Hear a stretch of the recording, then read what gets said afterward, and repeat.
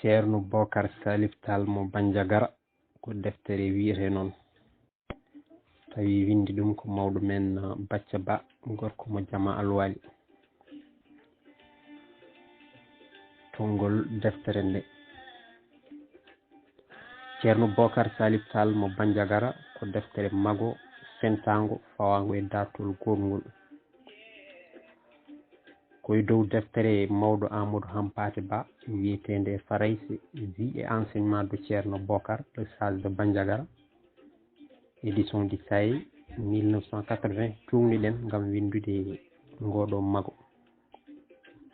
Ceerno Bocar Salif Tall noon ko goto jeenoɗo e ɓesgu Sékou Oumar Tall gurnoɗo to Soudan Farayse ɗo Mali woni hannde ɗo dañnoɗo caɗele mawɗe e lawol tijani e nder duuɓi gadani e tema dande nogas luural mawgal waɗino hakkunde tijaniyankoɓe ko faati e wirdude jabbe 11 e jabbe 12 Jawratul Kamal ko sarif goto koɗnoɗo Nioro biyeteɗo Hamallah rokkuno yamirore accude wirdude 12 e wattude wirdude 11 ngati ko ɗum woni iwdi woni lasli luural ngal yaaji ha Faraysenaɓe laaminoɓe nden leydi ndi keeƴi hen adduno caɗele Ceerno Bocar Salif Tall noon ko wonnode mo jeeyede ɓesgu Sékou Oumar Tall ngari bammakko ko ɓi Bocar Tall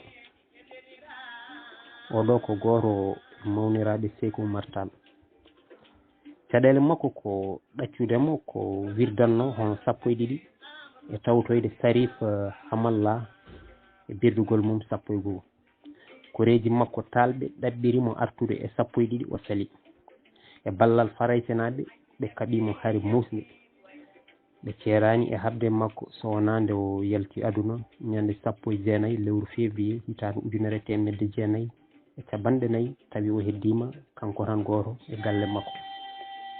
Nde ɗo deftere noon nde joguiɗa e jungo ma an tarowo tedduɗo ari ko jangtade ngol ɗo dartol e mbadi kerindi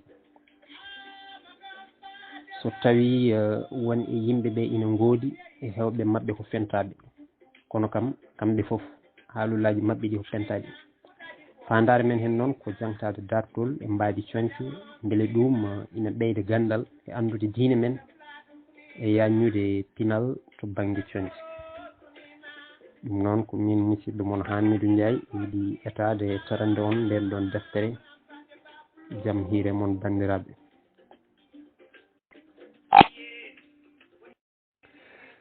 Bandiraɓe dingiral jamma bela gonɗen koye deftere Ceerno Bocar Salif Tall mo Bandiagara nde mawɗo men Bacca Ba naten joni e gollal goo ɓatakuji e haalullaji patuɗi hakkude 11 e 12 peñgol goo nokku zawiye Ceerno Bocar saaha hedde beetawe tawtoraɓe Ceerno Bocar Salif Tall Amadou Hampate Ba hunde e almuɓe makko. Ceerno Bocar Salif Tall omo jooɗi hakkunde almuɓe makko omo ferli e dow nguru danew tal omo ɓaggi e salndu wotiru zawiya omo jogui tumbere deftere Ar-Risal e jungo makko ñaamo e nano ngo omo tami ɓatake goto omo ɓorni wutte baka omo fiili kaala danewa ceerno ko pamaro seeɗa naawo dardaro ware nde ne juuri seeɗa saaha e saaha foof o momanta ceerno wi subaka law nane nde jaltumi juulal subaka mi heeɓi ɓatake goto o ummorimi ko funnangue ha ɓeydo labde o ummi ko Makkatal Mukarram ete windimo ko Seykul Muharram Amadou Hampate Ba omo horfini omo jiimi e deftere Ar-Risal kanko e almudo goɗɗo Amadou Hampate Ba wi eyyi ceerno koɗo am ɗo o adori gadduɗo ina heñino kono mbimi tan ko yo fadda ha jalta. Ceerno Bocar Salif Tall o joƴƴiniri tumbere nde o joguino nde seesa o nawti ɓatake o to jungo makko ñaamo Ceerno Bocar wi a waɗi ko moƴƴi yimɓeɓe Allah e mabɓe heñade ala ko ɓe mbawi muñde hay hunde mi yaltu tan o jabborimi ko an woni ceerno Bocar Sall, an woni ceerno Bocar Salif Tall kaalete ɗo. mbimi ko min nde woni Bocar Salif Tall, kono mi annda so tawi ko min woni kaalete ɗo walla ala. o wi ko an tan goɗɗo ala. o weeɗi mi ɓataki. mbimi mbiɗa namdomo to ɓataki ummi taw o fokkiti mona yaha. mi annda o dew, mi annda o sor. o degƴi o muusi. almuɓe ɓe hewɓe mabɓe muusi. ceerno Bocar Salif Tall o wi ɓataki ɗe nani. ɓatake ɗe kalata ko haala nanaten ka, haala ka nananno ɗen. ma won joni dumunno juɗɗo hannde Amadou Hampate Ba o wi hoto ɓatake ummi noon ceerno. ceerno Bocar Salif Tall wi ɓatake o ummi koto ceerno men tedduɗo gonɗo hannde to leydi men teddudi, almudu goɗɗo. o wi oɗo ɓatake de no foti himmude. ceerno Bocar Salif Tall wi no feewi boom. Amadou Hampate Ba wi mi faami to ummi ceerno. o ummi koto ceerno Alhasimiw Tall. ceerno Bocar Salif Tall o wi ko noon. mami haala noon ko ɓatake o rondi ngam gonon seedeji kala ko mbawmi rondede. oɗo saaha mo gonɗen aduna o no jiiɓi, haymo sippiraka ma yimɓe cippire jana e dow mum. min noon de mi sippiraka e tawi mi jogorani sippirede, kono mbiɗa sikki tan gonduɗo e Allah e nulaɗo mum, gonduɗo e Cheikhna Ahmadou Tidiane Sékou Oumar, so sippirama so sippiraka so jomum waɗi ko kañum jeyata ko alda e guule.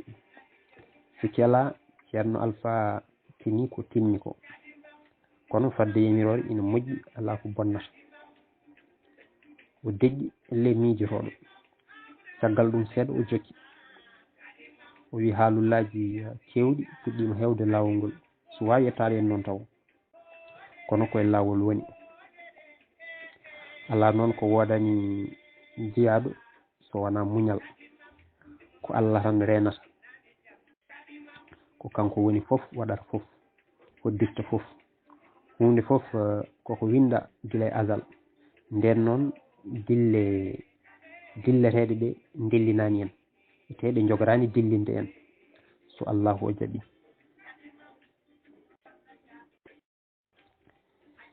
neɗɗo goto naati zawi o, wari haw sawdi almuɓe ɓe, o dari o wi ceerno on gorko goto nan dari boowal.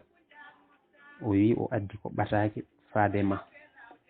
ceerno Bocar Salif Tall o hoyni gorko kalɗo, o wimo yo ɓenni. gorko yehi, wonani hojomaji seeɗa o ari omo reggodiri e gadduɗo ɓatake. on wi ceerno jafoɗa de, oɗo ɓatake fayi koye ma, o ummori ma ko galle chef de canton. ceerno Bocar Salif Tall wi eyyo a jarama. Amadou heɓ ɓatake o. Amadou Hampate Ba o ummi o fayi to gorko o, o heɓi ɓatake. o arti o jooɗi, o weeɗi ɓatake o ceerno Bocar Salif Tall. o ƴeewi ɓatake o ha juuti. o wi on ji min cuwa taw hay gasnude haalde ɓatake ceerno Alpha, ɓatake goɗɗo ummiɗo to Alpha goɗɗo yani e dow men. Amadou Hampate Ba o wi to Alpha goɗɗo. ceerno Bocar Salif Tall o heɓɓiti o wi to ceerno Alpha Ibrahima Sall. ɗiɗo alphaji de soɓe tintodirani ne, wonko goto e mabɓe foof tini e hoore mum. ɗum ɗo wona ko hawri, ala ni boom ko hawrata. hunde fof koko hebla fewja yuɓɓina, ko bani adama tan humpina majjina. almuɓe ɓe kamɓe fof ɓe puttini ceerno Bocar gite. ceerno Bocar Salif Tall o wi eyyi kono mbimi ni ko enen tan goni humpinaɓe, en ganda hay so tawi eɗen gummoɗo. seɗen gummoɗo joni ɗo jooɗiɗen ɗo ƴeewe, eɗen pewjane hirande, kono en ganda so tawi eɗen jogori hirtande de. eɗen pewja allahu subhanahu wa taala ina fewja sikkuɗon holmo feere mum jogori laatade kamɓe fof e dande wotere mbi feere allahu subhanahu wa taala nde ceerno Bocar Salif Tall mbi gasi nden noon hay hunde fotani dettude on e nder gurdam mon e nder peeje mon e nder feekuji mon ɗum ɗo jeeya koye tawhid ɗum ɗo koko tawa ete koko heddoto ala ko tagaɗo wawi hen gorko goɗɗo kadi naati zawi o ceerno Bocar Salif Tall o hoyni o ƴeewi gorko o wi mari ko ɓataki goɗɗo kadi gorko o wi eyyi ceerno ko ɓataki kay ceerno Bocar Salif Tall o wi Amadou Hampade Ba wi nam ceerno Bocar Salif Tall wimo hewanam kadi ɓataki o hande de ko an woni facteur zawi o ko noon wiiten gaddowo letturuji almuɓe ɓe kamɓe fof ɓe ɓamdi e dande wotere wondude Mo Sali eyyi ceerno ko noon ceerno Bocar Salif Tall o heeɓi ɓataki o seeki o wi oɗo ɓataki kadi ɗum ni koye ceerno goɗɗo almuɓe ɓe fof e dande wotere ceerno goɗɗo ceerno Bocar Salif Tall o wi ceerno Bocar Salif Tall o wi ceerno Tafsir Diallo on ji oɗo ceerno kam mi andamo mi meeɗa hay nandemo kono ɓerɗe ina jeendira joom ɓerɗe en tinani matani nde ɓe sikki tan ko dillini ceernaɓe adiɓe ɓe ko ɗum tan fotan dillindema beele ɗum ina foti dillinde en mi andani kono hoto keñoɗen gati heñare ina adda weñare ko haaluɓe pulaar mbi noon sen jangguiɗi kanji foof ma en keeɓ hen ko laaɓi so allahu o jaaɓi joni keblonɗen waktu o juulen poftoyen ha janggo so Allah jaaɓi hande ina wayno darsuji mon ɗi ko gotum darsu o noon woɗɗodirani no fewi e tawhid hono ko tawa kadi ko heddoto